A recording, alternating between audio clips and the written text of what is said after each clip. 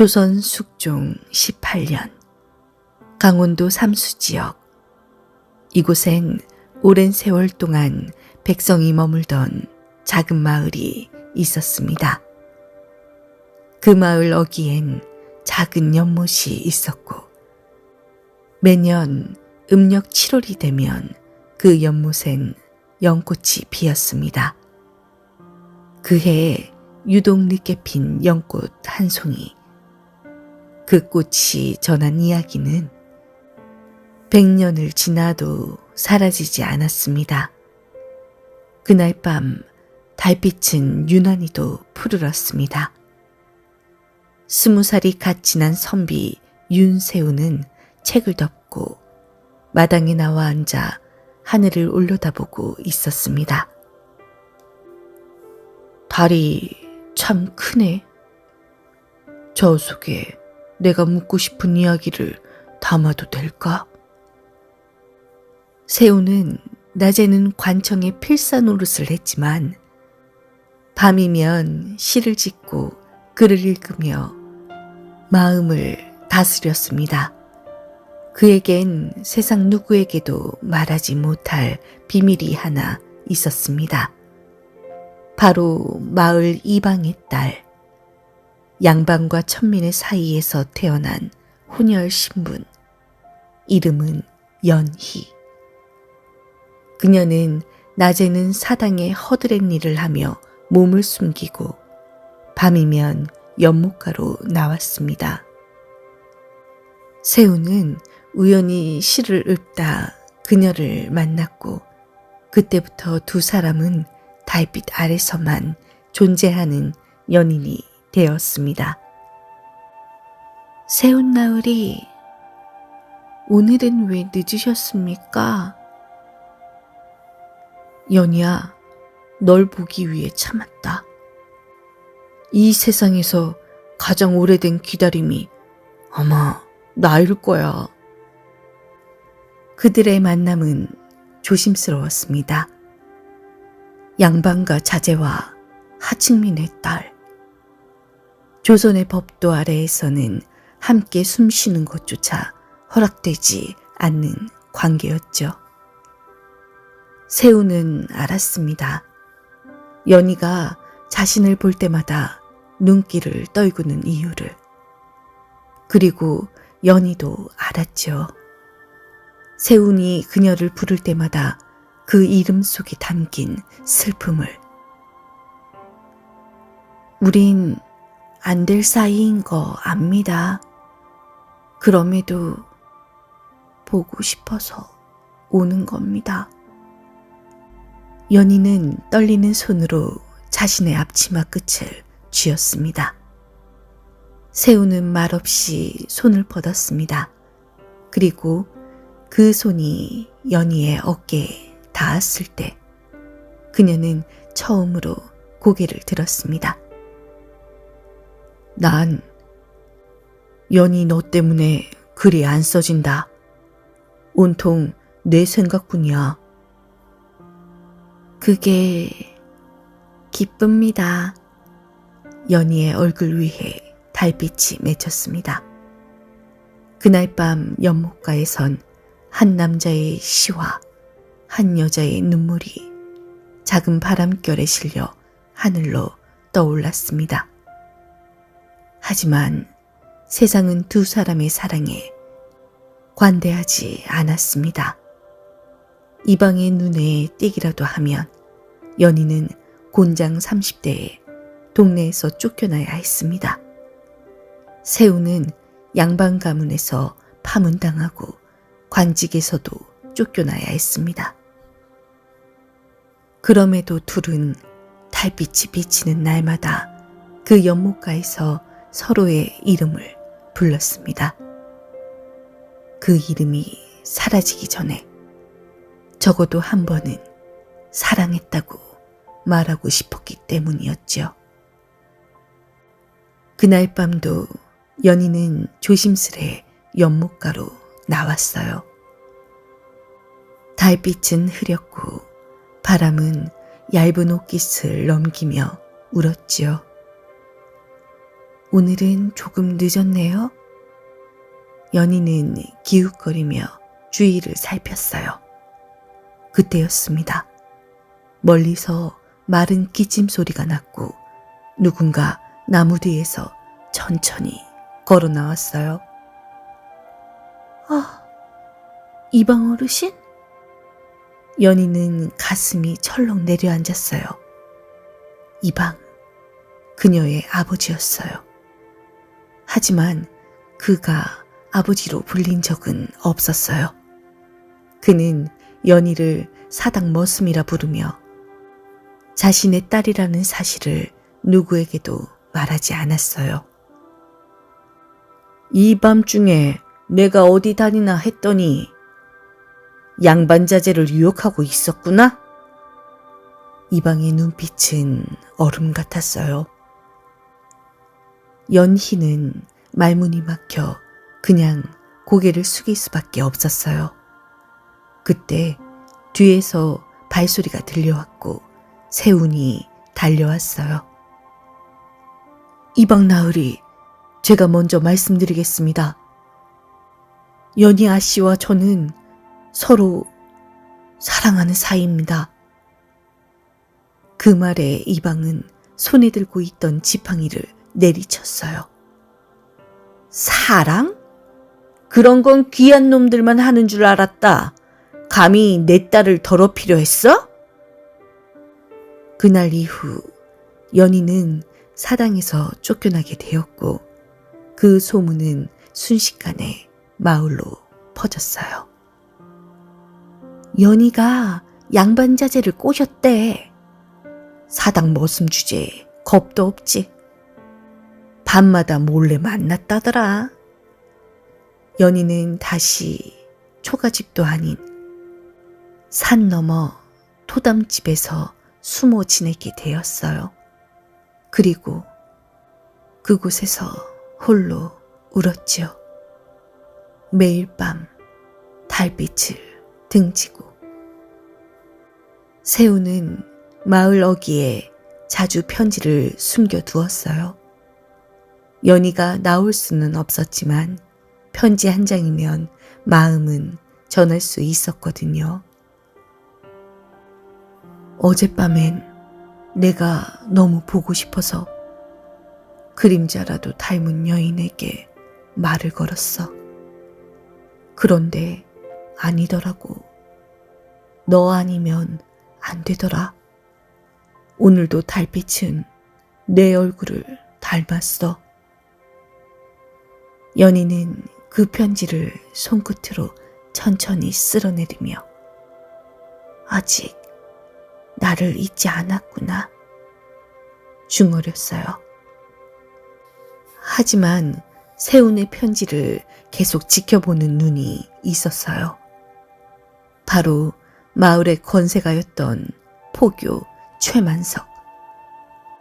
그는 연희를 은밀히 흠모하고 있었고 그녀가 양반자제를 마음에 두었다는 사실에 분노했어요. 그 계집이 나를 거절해? 그럼 내가 그냥 두지 않지. 연희가 숨어 지낸 지 많은 날이 지났어요. 아직 달은 밝았고 초가을 바람이 문풍지를 파고들었지요. 그날도 세우는 편지를 숨겨두고 돌아가던 길이었어요. 윤세훈. 갑자기 누군가 길을 막았어요. 어두운 골목, 그곳에 서 있는 사람은 포교 최만석이었죠. 조금 전까지만 해도 관청에 있어야 할 인물이었죠.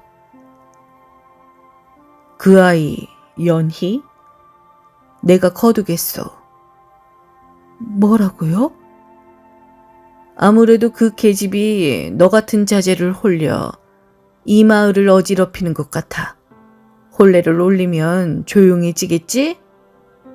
세우는 놀람과 함께 분노를 느꼈어요.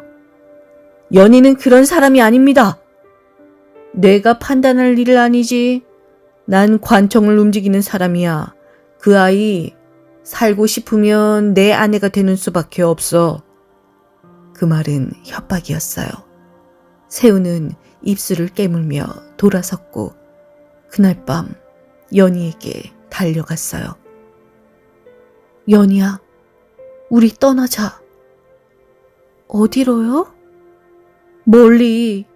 다리 보이면 어디든 괜찮아. 하지만 아버지랑...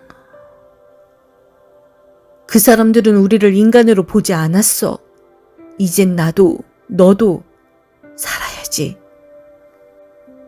연희는 망설였지만 울음을 삼키고 고개를 끄덕였지요. 이튿날부터 세은은 은밀하게 떠날 준비를 시작했어요. 집안 노비 중에 유일하게 세운을 따르던 종복 길수에게 은전 몇 잎을 건네며 말했죠. 말 한마리 준비해줘. 그리고 이 사실은 누구에게도 말하지 마. 대감댁에선 어찌하실 겁니까? 나는 이제 더는 이 집 아들이 아닐 거야. 한편 연희는 사당 쪽에 조용히 들렀어요. 어릴 적 자신을 거두던 노모에게 마지막 인사를 남기기 위해서지요. 나 이제 남의 그림자만 밟는 삶은 안 살고 싶어요. 그리고 그 밤 드디어 두 사람은 마을을 빠져나갔어요. 달은 높이 떠 있었고 밤하늘의 별빛이 맺히던 그 길 위에서 세우는 말했어요. 이제부턴 내가 너의 세상이야.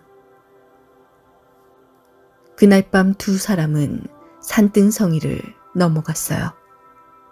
이름 모를 산길, 숲을 사이로 달빛이 쏟아지고 발밑의 흙은 젖어 있었지요. 연희는 숨을 헐떡이며 말했어요.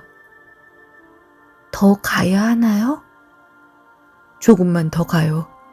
저 고개만 넘으면 나루터가 나올 거예요. 뒤에서 개 짖는 소리가 들렸어요. 누군가 쫓아오고 있었어요. 여기야! 여기로 갔어! 포교 채만석의 목소리였어요. 두 사람은 정신없이 달렸어요. 연희의 저고리는 진흙에 젖었고 세운의 갓은 바람에 날아갔어요. 그러다 눈앞이 환하게 트였고 작은 나룻배 하나가 떠있는 강가에 도착했어요. 배다! 저기 타요! 어서요! 세우는 연희를 안듯이 배에 태우고 자신도 뛰어올랐어요. 그 순간 뒤에서 화살 한 발이 날아들었고 세운의 어깨를 스쳤어요. 괜찮아요? 괜찮아요. 이 정도 아무것도 아니에요. 노를 저어 멀어지는 배. 달빛 아래 강물은 조용히 흔들리고 있었어요. 배 안에서 연희는 세운의 어깨를 감싸 안았어요.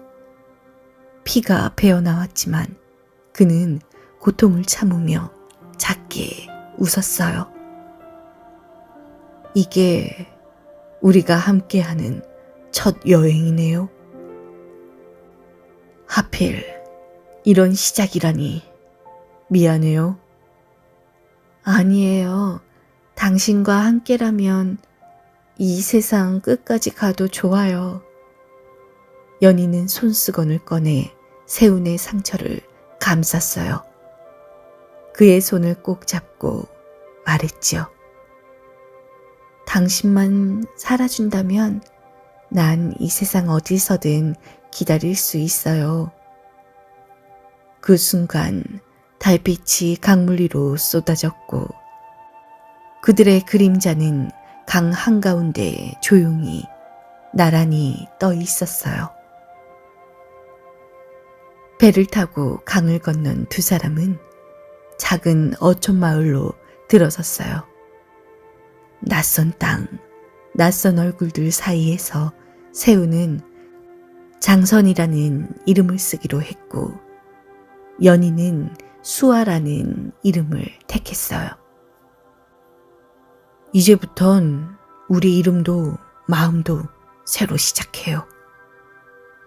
작은 초가집 한 채, 지붕은 기울었고 벽에는 바람이 들었지만 그곳은 두 사람에게 처음으로 허락된 우리의 집이었죠. 세우는 어부 일을 도왔고 연희는 마을 여인들에게 바느질을 배웠어요. 밤이면 둘은 마당에 앉아 옹기종기 찐 고구마를 나눠 먹으며 웃었지요.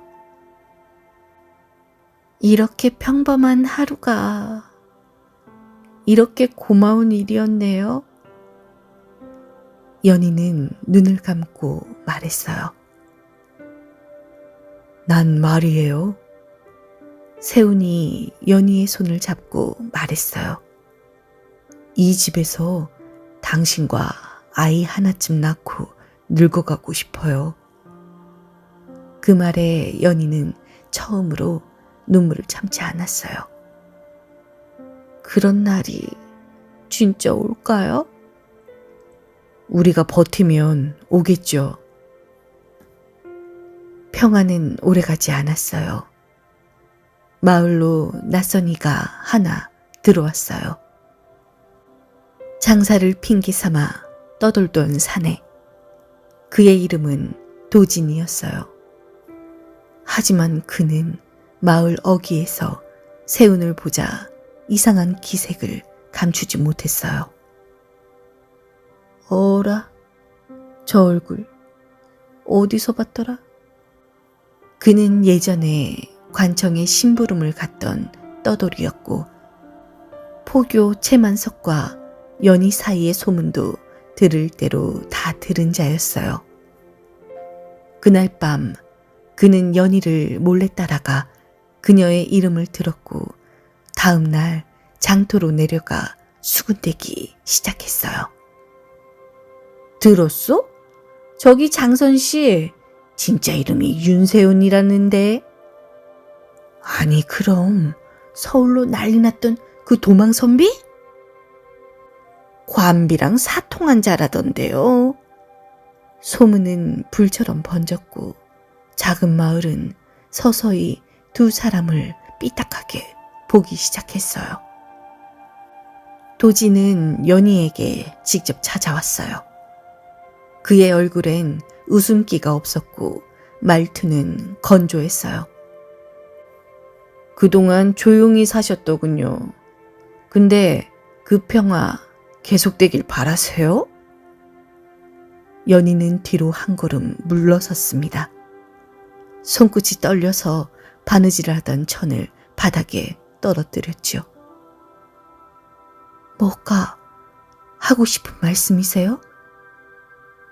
쉽게 말하죠.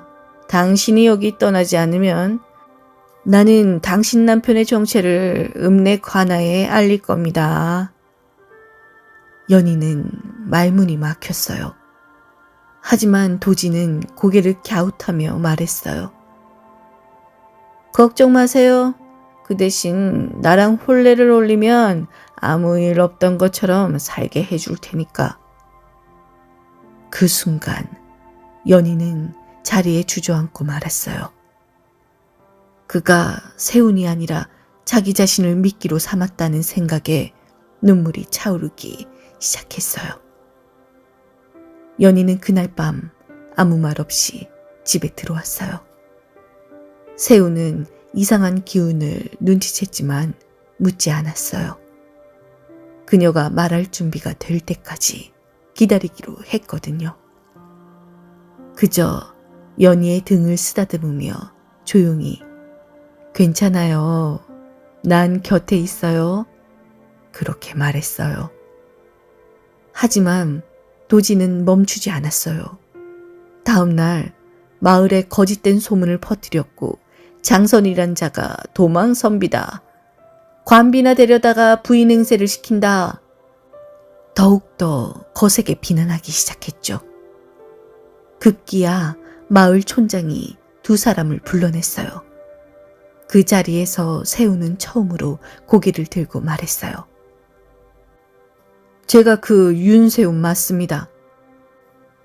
마을 사람들은 술렁였고 촌장은 얼굴을 붉히며 말했어요. 그럼 당신 이 여인을 데리고 여태 우리를 속였다는 말입니까? 세우는 깊게 고개를 숙였어요. 네. 하지만 한 번도 이 마을을 해치려 한 적은 없습니다. 우린 살아야만 했어요. 연희는 눈물을 흘리며 그의 옷자락을 잡았어요. 그날 밤 두 사람은 집으로 돌아오지 못했어요. 마을 어귀에 놓인 헛간에 묶여 있었고 그곳에서 연희는 조용히 세운의 손을 잡았어요. 당신이 나를 지켜준 만큼 이제 나도 당신을 지킬게요. 그날 밤 마을 어귀 헛간에 묶인 두 사람은 말없이 서로의 손을 잡았고 차가운 바람이 틈 사이로 불어오고 집단 위엔 어둠이 내려앉았지요. 그때였어요. 헛간문이 삐걱 열리더니 허름한 도포를 입은 노인이 들어왔어요. 세상 다 미쳐 돌아가는 거구만. 노인은 가까이 다가와 세운의 손목을 풀어주었어요. 누구십니까? 나 말이야. 너의 어머님, 아니 세운이 어머니께 큰 은혜를 입은 자야. 그 노인은 과거 서울 관청의 하인이었고 세운의 어머니가 살았던 옛날 사대부가의 종이었다고 했어요. 내가 널 못 알아봤을까봐 마을에서 계속 너희를 지켜보고 있었지. 노인은 이어서 놀라운 이야기를 꺼냈어요. 그리고 너, 연희, 너도 몰랐을 테지? 네? 내 아비, 그 이방놈, 그 사람 내 진짜 아비가 아니야. 너도 한양 장윤대감의 피야. 순간 연희는 입을 틀어막았어요. 눈이 커졌고 숨이 멎는 듯 했어요. 그럼 제 어머니는요? 노비였지만 대감이 사랑했던 여인이었지. 허나 신분이 신분인지라 결국 쫓겨났고 널 품고 마을로 내려왔지. 연희는 무너지는 듯 주저앉았어요. 나는 누구예요? 세우는 말없이 다가가 그녀의 손을 꼭 잡았어요. 당신은 나에게 가장 소중한 사람이에요. 신분도 출신도 다 잊어요. 우리 서로 지키기로 했잖아요. 노인의 도움으로 두 사람은 마을을 빠져나갈 수 있었어요. 노인은 오래된 수레 하나를 내주며 말했어요. 이 수레는 내 딸이 타고 떠났던 그날 이후 처음으로 움직이는 거야. 이젠 내 딸이라고 생각하고 맡기마. 두 사람은 눈물을 머금고 절을 올렸어요. 그리고 그 길로 서해 바닷가 근처의 절로 향하게 되었어요. 절에서 잠시 몸을 숨기며 세우는 다시 붓을 잡기 시작했어요. 그가 쓴 첫 글은 이렇게 적혀 있었어요. 사랑은 신분 위에 있고 믿음은 피보다 진하다. 서해의 작은 절, 백운사. 바람이 스님들의 가사자락을 흔들고 대숲 사이로 햇살이 들면 연희는 작은 연못가에 앉아 고요히 바느질을 했어요. 그 곁엔 언제나 세운이 놓은 붓과 벼루가 있었지요. 그는 매일 글을 썼어요. 그들의 만남부터 도망, 쫓김, 그리고 지금까지의 나날들을 한 글자, 한 글자씩 적어 내려갔어요. 이건 우리를 증명하는 거예요. 우린 도망자가 아니라 사랑을 지켜낸 사람들이라는 걸요. 연희는 그 말에 조용히 미소 지었어요. 당신 글이 언젠가 누구에게 닿으면 우리 같은 사랑이 더는 숨지 않아도 되겠죠? 절에서의 나날은 고요했지만 그 안에는 절절한 기다림과 준비가 있었어요. 그러던 어느 날 백운사의 낯익은 발자국 소리가 들렸어요. 절의 승려 하나가 달려와 말했어요. 손님이 오셨습니다. 윤세운? 그대와 관련된 분이라 하십니다. 마루 밑에 서 있던 사내. 그는 다름 아닌 세운의 형 윤재홍이었죠. 한양에서 관직을 지키고 있던 인물이었죠. 세운아, 이게 뭐 하는 짓이냐? 형은 세운을 끌어안으며 말했어요. 우리가 널 찾느라 얼마나 애를 썼는지 아냐? 형님, 전 이제 다시 돌아갈 수 없어요.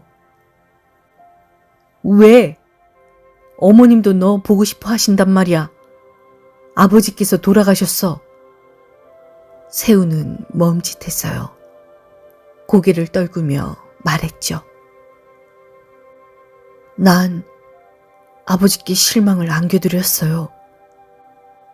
내 선택이 그분 뜻을 거슬렀으니까요. 하지만 넌 이 가문의 피야. 그리고 이제 그 글들 말이야. 누군가가 읽고 싶어 해. 그 이야기 세상에 내보내자. 형은 세운이 적은 글 일부를 이미 받아봤던 거예요.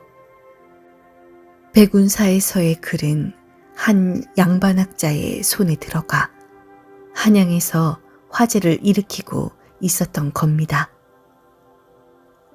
세운은 그날 밤 다시 붓을 들고 이야기의 끝을 이렇게 썼어요. 우리는 도망자가 아니었다. 사랑을 말할 수 없던 시대에 단지 사랑하려 했던 사람이었을 뿐이다. 그해 봄, 백운사 앞 들판에 연분홍 진달래가 흐드러지게 피었어요. 세우는 조용히 한양으로 올라가 글을 정식으로 간행했고 그 책은 달빛 아래의 맹세라는 이름으로 한양 선비들 사이에 회자되기 시작했어요. 연희와 세운의 이야기는 단순한 연애담이 아닌 사랑을 지키려는 사람들의 역사로 남게 된 거예요.